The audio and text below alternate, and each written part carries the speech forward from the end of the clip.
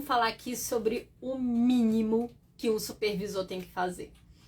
Pois é, gente, vira e mexe eu recebo profissionais que contratam supervisores e aí eu vou ter acesso, né? As pessoas começam a discutir comigo. Ai, Dani, o meu supervisor, eu não tô sabendo, ele tá, ele não tá. E aí a gente cai nessa, né? Que muitas vezes a pessoa contrata um supervisor que não está fazendo o papel de supervisor, não sei o que está fazendo, né? Então, assim, existe um mínimo. Eu tô falando sobre supervisão de caso, tá? Existem supervisores que mexem com a parte de estudo, de te orientar nos estudos, como é que você caminha. Esse tipo de supervisão, ela é ótima também, enfim, é um outro caminho. Eu tô falando sobre supervisão de caso. Você vai contratar um supervisor que vai te acompanhar num caso, que vai te ajudar a desenvolver os programas, enfim. Gente, assim, a função mínima de um supervisor é ler muito bem as avaliações da criança. Nem sempre os supervisores vão avaliar a criança. Nem sempre acontece que alguns supervisores eles participam desse processo de avaliação. Mas às vezes são outros terapeutas que fazem. O beabá de um supervisor é ler as avaliações.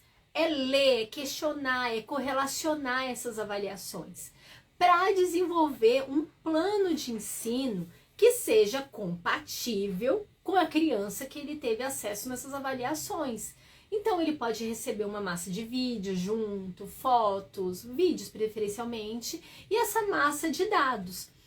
E outra, esse supervisor, ele vai ser responsável, normalmente, por desenvolver o plano de ensino individualizado. Ele pode chamar o grupo de terapeutas que fizeram as avaliações, perguntar para qualquer um, ou ele recebe esses relatórios, esses laudos de cada área e ele vai compatibilizar isso num plano de intervenção. Plano de intervenção, gente, deixa eu falar uma coisa. Uma folha de papel não é plano de intervenção. Uma tabelinha que o terapeuta te entregue não é plano de intervenção. Eu vou falar, não é plano de intervenção em nenhuma área, tá bom? Não é plano de intervenção em nenhuma área, uma folhinha, um papelzinho que você dê para a família com uma tabelinha. Plano de intervenção, ele exige que você faça toda a análise de dados. Você vai levantar os dados ali da criança através das avaliações, ver o repertório dessa criança e desenvolver os programas para essa criança conforme esses déficits, conforme o que você vai querer desenvolver, ou redução de algum comportamento problema, enfim. Tem que ser voltado nisso. Isso eu falo, gente, para qualquer área. É o professor ali na escola, enfim, é o psicomotricista, é a psicóloga, é a fono, qualquer um que esteja envolvido nisso daí, o programa tem que compor isso. Então, vamos lá para um beabá do plano de intervenção. O básico do básico que tem que ter um plano de intervenção. E aí você chama do que você quiser. Você chama de plano de ensino individualizado, você chama de plano terapêutico individualizado. Um plano individualizado, gente, ele tem que ter. Tem que estar ali, né, a questão do relatório da criança, da parte do desenvolvimento da criança, pelo menos em anexo, as habilidades que você vai trabalhar, o tempo que esse plano ele é válido, os objetivos a longo prazo desse programa, quais são os objetivos aonde a gente vai chegar, quais são os comportamentos problema, como é que a gente vai treinar a família. Tem que ter ali o procedimento de cada programa. Esse programa ele vai ser feito dessa forma, possivelmente a análise de preferência da criança tem que estar ali também. Então, assim, tem que ter uma descrição. Uma folha que te entreguem falando que é um plano de intervenção, não é um plano de intervenção, é uma piada, uma piada de mau gosto. Um plano de intervenção, ele tem que ter toda uma composição que não cabe numa página. Um programa terapêutico cabe, tá, gente? Um programa você consegue fazer ele numa folhinha, onde você vai colocar ali o nome do programa, os objetivos a longo prazo, objetivo a curto prazo, vai ser lista os objetivos, vai colocar ali os procedimentos, numa folhinha você consegue colocar todo um programa de intervenção, sim, é possível, você faz compactado, às vezes não, na folha de trás você coloca como vai ser os registros, e tá tudo certo, tá, gente? Não tem problema. Mas um plano de intervenção, que é uma obrigação de um supervisor, ele é muito mais complexo do que isso. Ele tem uma composição mais complexa. Deixa eu até pegar aqui. Eu sempre vou reunindo bastante material, que eu sempre estou estudando sobre isso, por conta do meu pequeno, né? A gente sempre está estudando. E olha, gente, eu, que sou mãe do Aquiles, eu faço plano de intervenção para ele. Eu monto os planos de intervenção e não é uma folha. Então, vamos lá. Vamos fazer um checklist aqui. Você tem que colocar os dados do paciente, quais foram os diagnósticos que ele teve. Então, por exemplo, digamos que essa criança que você está atendendo, ou que você vai exigir do seu supervisor também, né? Ele tem que estar ali, ele tem que estar ciente dos diagnósticos que essa criança recebeu. Ah, ela recebeu o diagnóstico de transtorno de déficit de atenção, tem um de transtorno, o TEA, tem DI, enfim, vai estar ali a listinha. Ai, Dani, mas você fala que o que importa na aba são os repertórios da criança. Sim, é o que importa, mas a gente vai fazendo essa compatibilização, porque a gente vai saber direcionar um pouquinho mais como vai ser a nossa intervenção. Ah, essa criança toma medicação? Porque tá aqui, tá falando que ela tem TDAH. Ela toma medicação? Ah, não, não toma. Por que ela não toma medicação? Aí a gente vai discutir isso. Ah, não, ela toma medicação. Então a gente coloca no plano de ensino individualizado. Então tem que ter essa questão. Então você vai colocar ali os dados do paciente, o plano, se toma medicação, se tem outro diagnóstico. Você vai colocar quando vão ser feitas, então você tem que levantar com a família. Ah, eu vou trabalhar de segunda a quinta, porque eu só posso trabalhar isso, durante 1 hora atividade. Ah, tá bom, então a gente vai colocar aqui que vai ser assim. Enfim, colocar ali em anexo os relatórios da criança. A gente vai trabalhar as áreas problemas, o que é urgente para trabalhar agora. Então a gente vai listar ali nesse plano o que é urgente. Que mais? Enfim, as metas, quais são as metas que a gente tem, os prazos, e assim vai seguindo, gente. É isso, assim. A interpretação clínica de todos os laudos que você recebeu, então é importante que você faça uma interpretação. Por exemplo, a criança ainda não tem diagnóstico nenhum, mas você como terapeuta, você levantou aquele bando, aquela massa de dados, então você faz uma hipótese diagnóstica para que leve para o médico, para verificar essas condições, você faz os devidos encaminhamentos. Então, assim, um plano de... Ah, e outra, se a criança já começou uma intervenção, você também tem que analisar os relatórios produzidos. Então, assim, a criança vai fazer um novo PEI. Então, como é que foram os relatórios anteriores de desempenho? Então, você vai analisar esses relatórios de desempenho também. E é isso, gente. Um bom relatório, um bom programa, ele é complexo. Um bom plano de ensino individualizado, um bom plano individualizado, ele é complexo, você tem que exigir do seu supervisor esses dados, exigir que ele faça essa análise, se você está contratando um supervisor, pro seu lado, né? Você tem que fornecer esses dados para ele, para que ele possa montar esses programas de forma adequada. Então, esse plano de forma adequada, para que dê insumos para desenvolver os programas terapêuticos da criança. Eu confesso que eu já tô ficando meio de saco cheio de receber não de vocês não, mas de pessoas que contratam pessoas que dizem ser supervisores, que dizem que são coordenadores, que não fazem o mínimo. Eu não sei o que essas pessoas fazem, eu não sei o que elas fazem, mas assim, é muito triste porque é tudo caro. A pessoa tá gastando dinheiro para pagar uma supervisão que não tá acrescentando propriamente. Então, assim, é complicado. O supervisor, ele tem um papel que é muito sério em todo esse processo, sabe? Se ele não tem condições de fazer isso, gente, passa a bola, né? Então é isso que eu queria trazer para vocês. Eu tô aqui editando as aulas do curso, tava passando aqui pro computador, até que terminou já posso começar a editar. Tava gravando aqui as aulas do curso reforço, do módulo que já vai pro ar. E era isso, aproveitei para ter essa conversinha aqui com vocês breve. Bom carnaval, eu tô passando o carnaval aqui trabalhando, amanhã trabalho ainda mais. Amanhã eu tô de serviço, então eu trabalho aqui, trabalho lá, não para, né? Uma pergunta, o plano deve ser elaborado por qual prazo e média? Depende da idade da criança.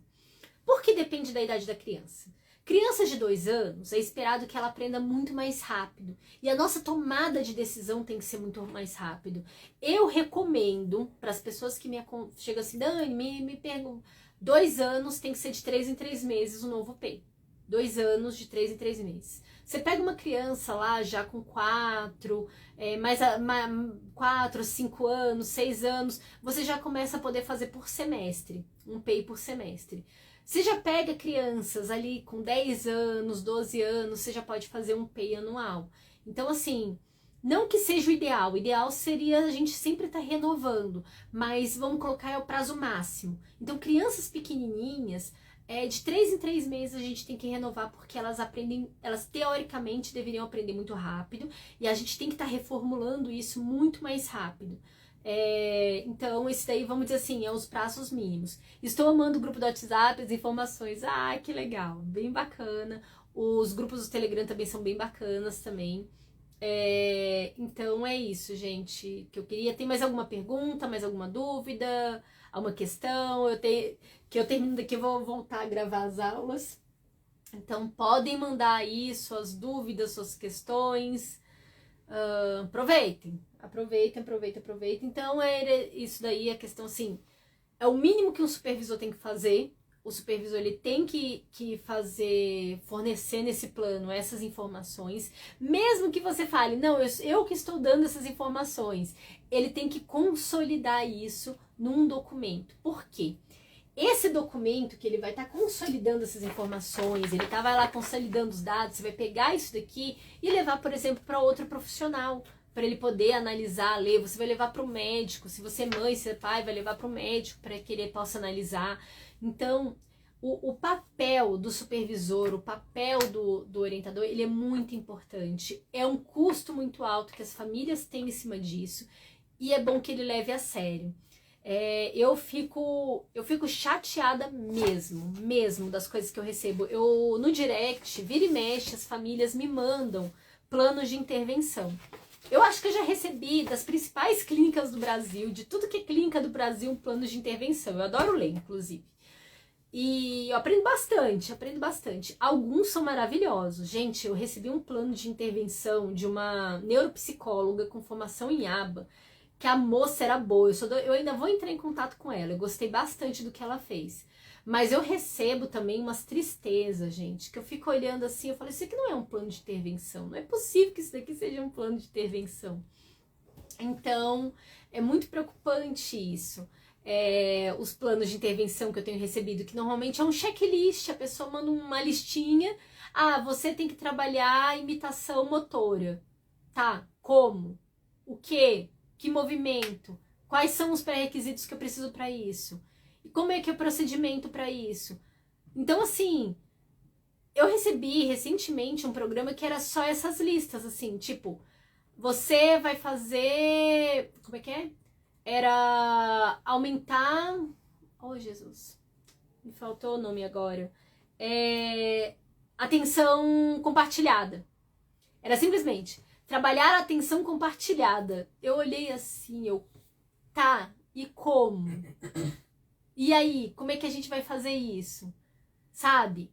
Isso é um absurdo. É um absurdo ter um checklist. Lógico que a gente sabe que tem que trabalhar atenção compartilhada. Lógico que a gente sabe que tem que trabalhar imitação, enfim. Tá vendo uma criança com baixo repertório, pegou um VibMap ali que quase não pontuou, barreiras ali ao máximo. É óbvio. Então, a gente tem que saber como exigir, e esses são os pontos.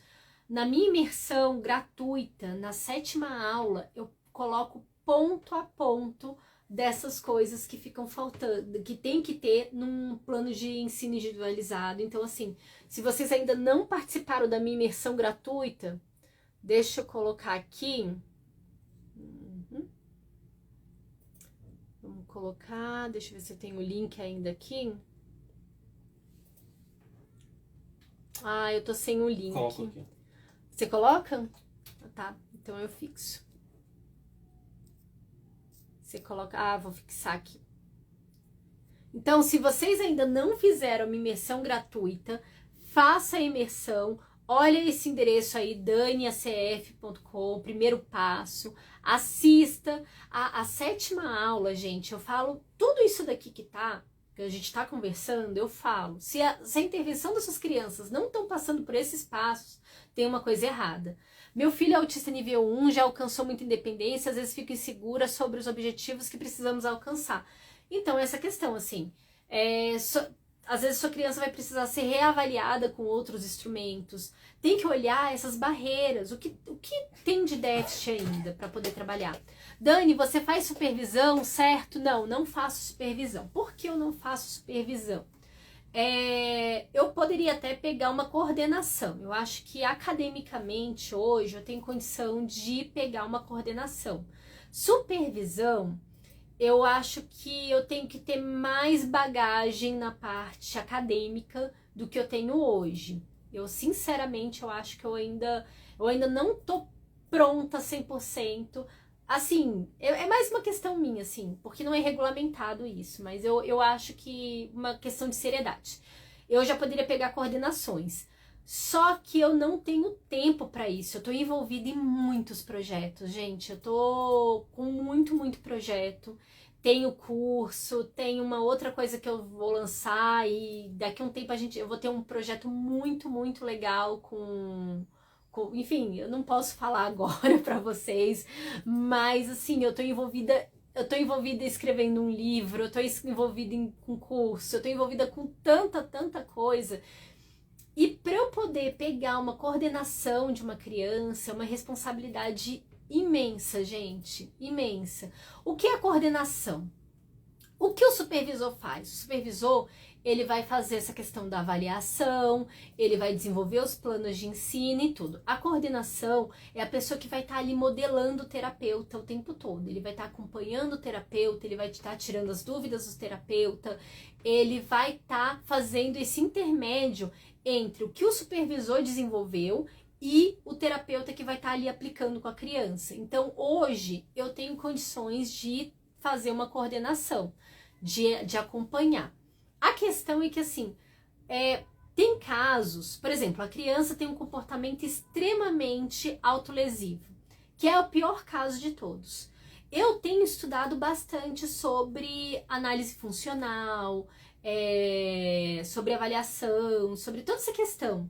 Eu tenho estudado, só que eu ainda não tenho expertise de ir e desenvolver toda uma estratégia para fazer essa análise funcional experimental numa criança que tem um comportamento autolesivo, por exemplo, assim, ela tem um comportamento muito preocupante em relação a isso. Eu acho que eu ainda não tenho condições disso. Eu acho que eu ainda não tenho. Eu espero ter daqui a um tempo. Eu tenho estudado, eu tenho me dedicado a isso. O dia que eu tiver condições, aí sim eu vou atuar. Por isso que um supervisor, ele tem que saber disso. Um supervisor de qualidade, ele tem que entender como é que ele vai fazer todo um planejamento, tanto para estudar esse comportamento, porque você é muito exigente consigo mesmo. Eu sou exigente, gente, eu sou muito exigente, eu tenho... E assim, hoje eu tava gravando agora uma aula, gente, sobre neurodesenvolvimento, que é uma aula do curso, e na aula eu falei uma coisa que simplesmente saiu, não tava no roteiro, mas falou.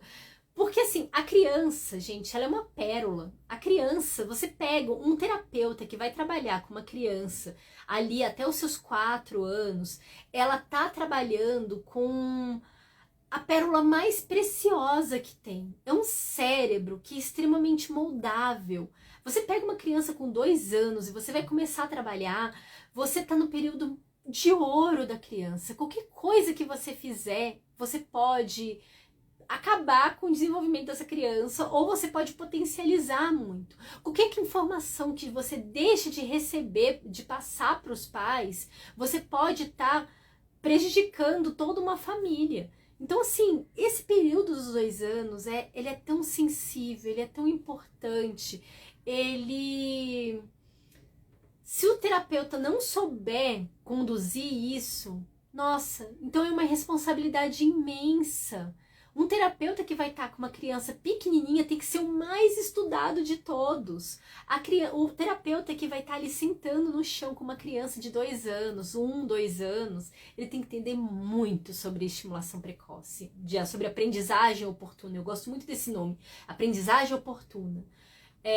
Ele tem que entender sobre marcos de desenvolvimento, ele tem que entender muito sobre transtornos de neurodesenvolvimento, porque nem tudo é autismo. O autismo, ele é um dos transtornos, mas existem muitos outros transtornos e a gente sabe dessas comorbidades associadas, né, que no TEA, mais de 80% tem TDAH. Então, quando a gente fala sobre criança pequenininha, todos são muito responsáveis. O supervisor tem que entender muito de toda essa condição, tem que ser muito sensível. O coordenador, o terapeuta que tá ali no chão com a criança também. Ai, gente, então assim, eu realmente fico chateada quando eu vejo um trabalho ruim sendo feito. Eu fico muito feliz quando eu vejo bons trabalhos sendo feitos, porque nós temos, sim, ótimos terapeutas no Brasil, mas, assim, não são acessíveis a todos em vários sentidos, né? Aqui, a Vanessa, você é muito de passo a passo, gosta de ensinar de forma didática, como eu gostaria de aprender. Ai, que obrigada, muito obrigada. Eu realmente gosto de falar as coisas de forma um pouco mais lenta, assim. Por isso eu penso que o supervisor é uma grande responsabilidade, muita responsabilidade. É muita, muita responsabilidade. Indique um coordenador. Nossa, eu não tenho nenhum coordenador em mente que eu possa indicar. Não tenho mesmo. Infelizmente, eu queria ter alguém para poder indicar na parte de coordenação. Porque, assim, é difícil indicar alguém, gente. Eu quero você como minha mentora clínica. Ai, obrigada, muito obrigada. Eu pretendo, se tudo der certo esse ano, eu devo iniciar o meu mestrado, mais pro meio do ano que vem, meio desse ano. Eu tenho que terminar, que eu tô em 3 pós-graduações, né? Eu tô terminando uma agora, que eu tô apaixonada, amando, que é do IEPSIS, e tem mais 2 pós-graduações para terminar, e aí eu parto pro mestrado, que também é uma pós-graduação. Aí com o mestrado eu já vou me sentir mais... Eu acho que depois do mestrado eu vou me sentir mais confiante para trabalhar na parte de supervisão. Eu acho que é um processo isso. E aí a gente vai aos pouquinhos construindo esse conhecimento. O que eu vou aprendendo eu vou repassando para vocês também. Eu sempre tô em relação a isso. Então, gente, sabe o que exigir? Aqui, entrei atrasada na live, mas me diga uma coisa. Na minha cidade tem que aplicar a aba... Quem aplica a aba diz que é o próprio supervisor. Até onde eu sei não é correto. Não é questão de ser correto ou não. O supervisor, gente, nos Estados Unidos é muito comum o terapeuta que desenvolve os programas com a criança é o mesmo que senta e faz os programas. Não tem que ter essa divisão, não tem que ter esse tanto de gente nessa cadeia. A questão é que essa pessoa que vai desenvolver os programas, ela tem que conhecer tanto de aba, tem que conhecer de desenvolvimento infantil, que não basta entender de aba, tem que aba para quê? Aba para desenvolver num contexto de estimulação precoce, aba no sentido de marketing, aba blá blá blá. A gente tem que ser aba voltado para uma coisa específica, então a pessoa tem que ter conhecimento disso. A pessoa tem que ter conhecimento de desenvolvimento infantil, a pessoa tem que conhecer a aba, a pessoa tem que conhecer técnicas de rapport para sentar ali e desenvolver a criança. Então, assim, pode ser a mesma figura, não tem problema ser a mesma figura, desde que a pessoa tenha todo esse conhecimento. Qual é o problema que acontece? Uma pessoa que vai tendo todo esse conhecimento, ela não vai querer mais ficar sentada desenvolvendo uma criança, principalmente assim, sentada com uma criança só, porque ele tem um custo muito elevado dessa parte acadêmica, e no Brasil faltam supervisores, faltam orientadores, faltam coordenadores, supervisores, enfim, faltam, não tem. Então acaba que as pessoas crescem mais rápido em relação a isso, e não que isso seja um problema também. Então é só para ter uma noção. É complicado ser aplicador e coordenador ao mesmo tempo. Para dar conta é muito complicado mesmo. Eu acho que é difícil.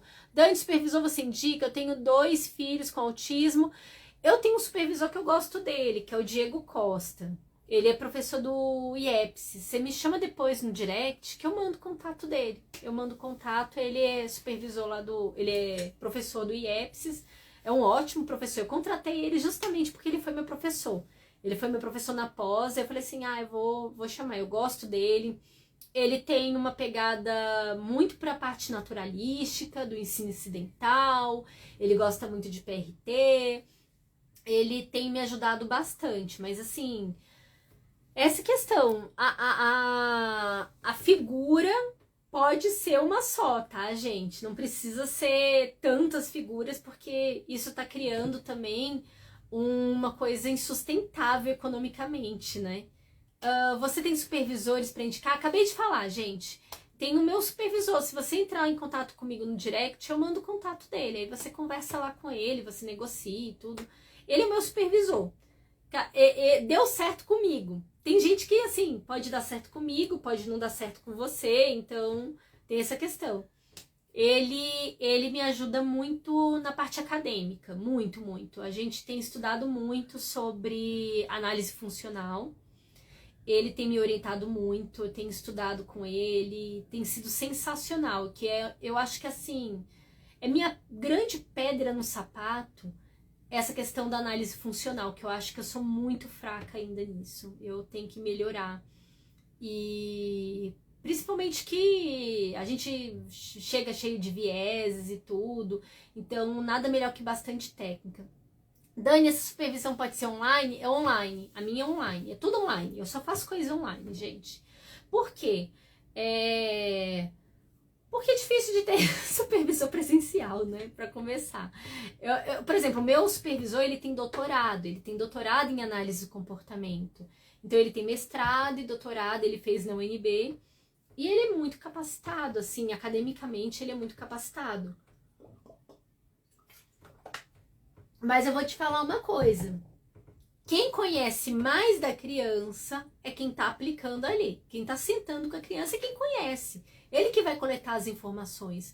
O supervisor, tanto o supervisor, o coordenador, todos esses papéis, o que eles vão fazer é orientar essa pessoa, ensinar. Então, muitas vezes, gente, quem tá sentada ali com a criança é uma pessoa em aprendizagem. É uma pessoa que tá aprendendo aba, é uma pessoa que tá muitas vezes fazendo tá fazendo graduação, enfim. Ou é os pais, é os avós, é a pessoa que conhece a criança, que tem um laço com a criança. Essa pessoa vai passar esses dados para o supervisor. Dani, estrutura um projeto de prática clínica enquanto curso. Gente, assim, eu tô fazendo meu curso. O meu curso vai ter muitas ferramentas, essa parte clínica. Não sei se você já tá matriculada no meu curso, mas eu tenho um curso que vai acontecer? Eu já liberei o módulo sobre as bases da aba. Eu criei várias ferramentas no meu curso, né? Então eu tenho um grupo do Telegram, onde a gente tira várias questões, várias dúvidas. Tem materiais, são várias planilhas que eu criei, mas eu tô aperfeiçoando e vai ser disponibilizado nas datas. Então eu falo sobre as bases da aba, eu falo sobre unidade de ensino, sobre motivação operacional, técnicas de motivação operacional. Então essa parte daqui já foi toda liberada. Foram liberadas quantas aulas? Acho que 19 aulas, não, 16. Um número assim, mais ou menos, aulas. Aí agora vai sair o Marcos de Desenvolvimento, né? Que eu vou falar sobre neurodesenvolvimento, sobre marcos de 2 a 6 anos.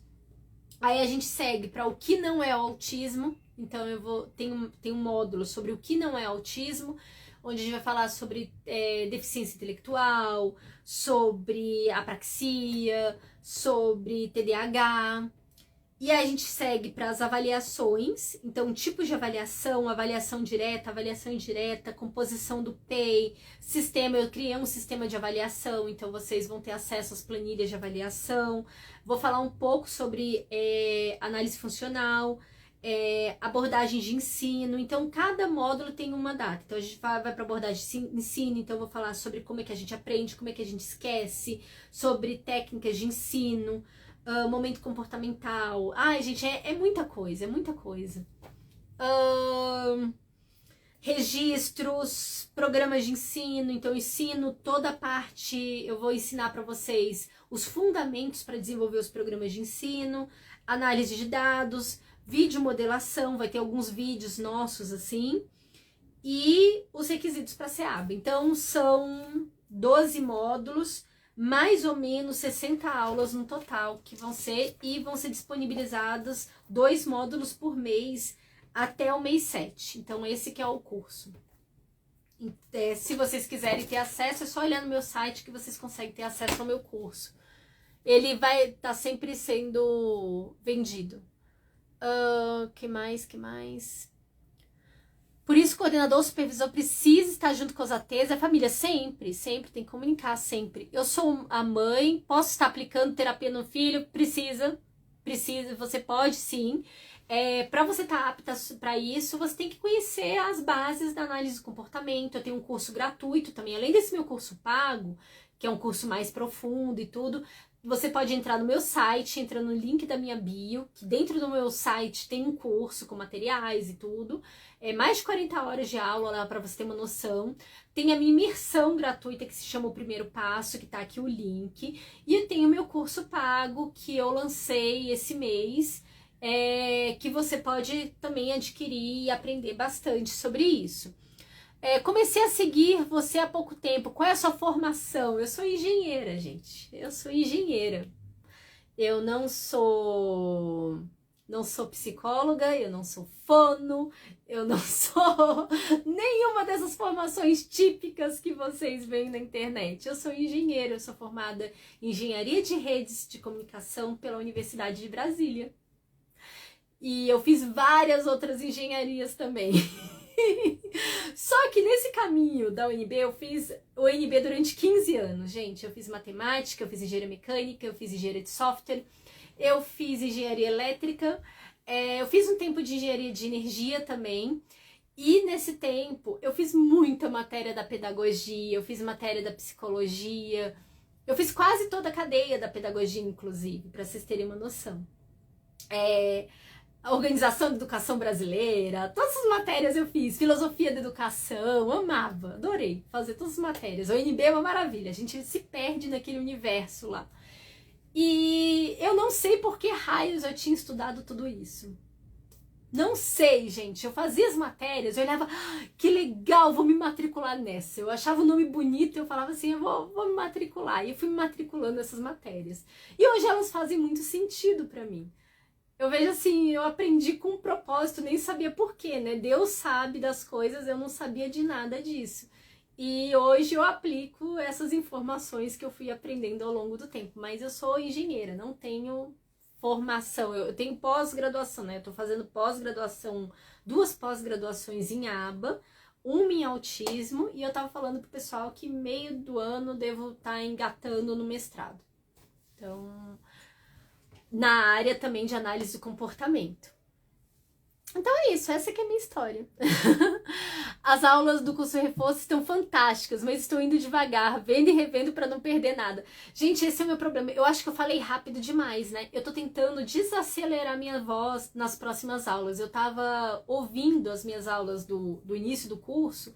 Eu acho que eu tava falando muito rápido. Então era muita informação em pouco tempo. Eu tô com essa mania de falar muito, muito rápido. Eu tenho falado cada vez mais acelerado. Eu acho que é por conta do Instagram. Porque você vai gravar stories, você vai gravar reels, você tem que ser muito rápida falando para caber dentro de um tempo. E aí eu comecei a acelerar meu raciocínio muito acelerado. E aí eu tô tentando começar a falar um pouco mais devagar. Mas a aula de hoje eu ainda falei muito rápido.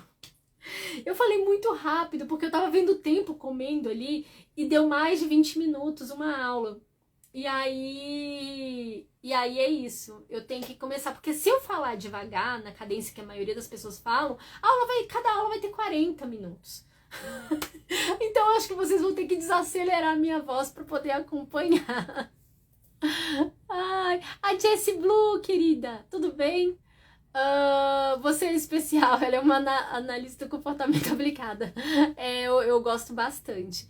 Já assisti o primeiro passo e adquiri o reforço. Ai, que legal! É engenheira do autismo. Pronto, tá ótimo.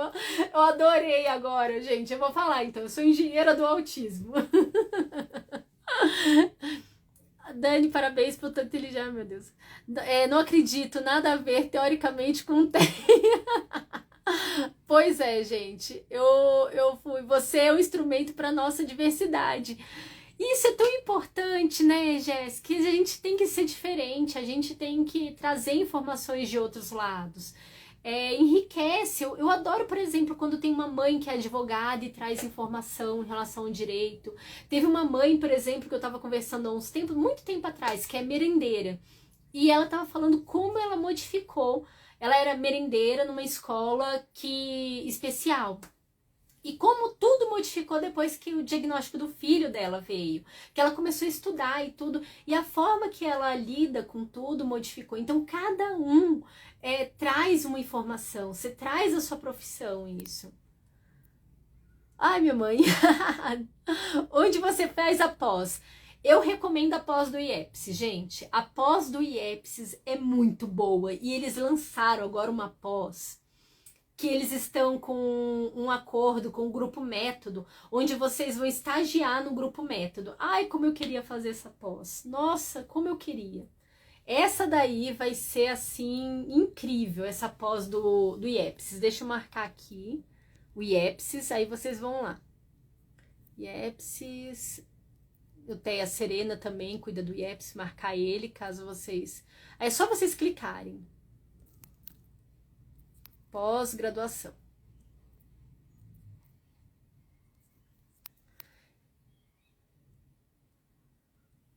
Pós-graduação aqui, ó. Então, ó, vocês procurem o IEPS cursos ou o Teia Serena, que eles têm ali os links para vocês acessarem a página ali do IEPS.